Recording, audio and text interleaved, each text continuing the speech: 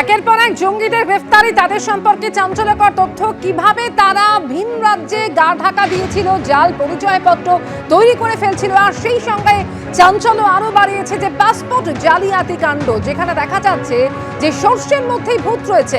ইতিমধ্যে আপনারা জানেন যে প্রাক্তন এসআই আব্দুল হাই, তাকে গ্রেফতার করা হয়েছে এই ঘটনা, এবং তার সঙ্গে কিংপিন সমরেশ বিশ্বাসের লেনদেন চলতো। ঠিক কি ধরনের লেনদেন সেই সম্পর্কে আমাদের প্রতিনিধি পার্থপ্রতিম ঘোষ আমাদের জানাবেন। পার্থপ্রতিম, দেখো একেবারে দেখো, এবং যে বিষয়ে তুমি কথা বলছিলে, এবং সেই পাশাপাশি কিন্তু আরও একটা গোয়েন্দা থেকে চিন্তার বিষয় হয়ে দাঁড়িয়েছে এই বেআইনিভাবে অনুপ্রবেশ, এবং সেই অনুপ্রবেশের পরবর্তীকালে একেবারে বেআইনি বিভিন্ন নথিপত্র, জাল নথি সেখানে ব্যবহার করে একেবারে অরিজিনাল পাসপোর্ট তৈরি করে নেওয়া।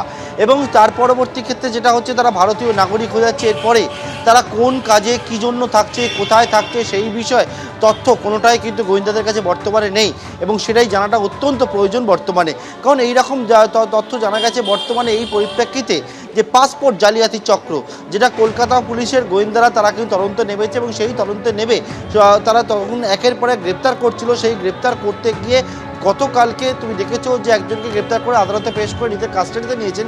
তিনি আর কেউ নয়, তিনি হচ্ছেন খোদ কলকাতা পুলিশেই কর্মরত একজন সাব ইন্সপেক্টর ছিলেন।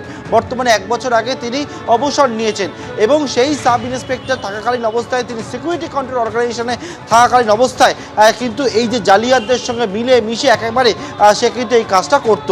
তার সঙ্গে ডিরেক্ট যে ইনভলভমেন্ট, সমরেশ বিশ্বাস অন্যতম কিংপিন পাসপোর্ট জালিয়াতিতে, তার যোগাযোগ পাওয়া গেছে।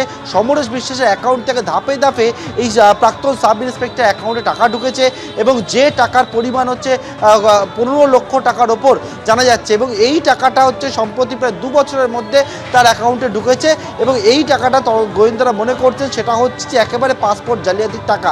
পাসপোর্ট যখন ভেরিফিকেশন হবে, এই সাব ইন্সপেক্টর যিনি ছিলেন তিনি কিন্তু ভেরিফাইং অফিসার ছিলেন, এবং সেই ক্ষেত্রে গোটাটা একটা প্যাকেজের মাধ্যমে পাসপোর্টটা হয়। অর্থাৎ কেউ হয়তো অনুপ্রবেশ করে আসবে, সীমান্ত পেরিয়ে এলো বা যেভাবে খুশি এলো, আসার পরবর্তীকালে সে যখন এ দেশে বা এ রাজ্যে প্রবেশ করছে, সেইখান থেকে একেবারে অনুপ্রবেশ করে আসা থেকে শুরু করে থাকা, খাওয়া, কোন জায়গায় থাকবে, কীভাবে তারা নাগরিকত্ব পাবে, সেই সমস্ত একটা প্যাকেজ হয়। এবং সেই প্যাকেজের মধ্যেই কিন্তু পুলিশ ভেরিফিকেশন যে করে দেবে, সেটাও একটা প্যাকেজ তৈরি করা ছিল, এবং সেখানে রেড চার্ট তৈরি ছিল পুলিশের ক্ষেত্রে। এবং সেই রেড চার্ট হচ্ছে এই এসআই যাকে গ্রেপ্তার করা হয়েছে, তার কিন্তু 20,000 থেকে 25,000 থেকে 30,000 টাকা প্রতি পাসপোর্ট বাড়িয়ে দেওয়ার ক্ষেত্রে, ভেরিফিকেশন করার ক্ষেত্রে তার রেড চার্ট ছিল, তেমনটা কিন্তু জানা যাচ্ছে।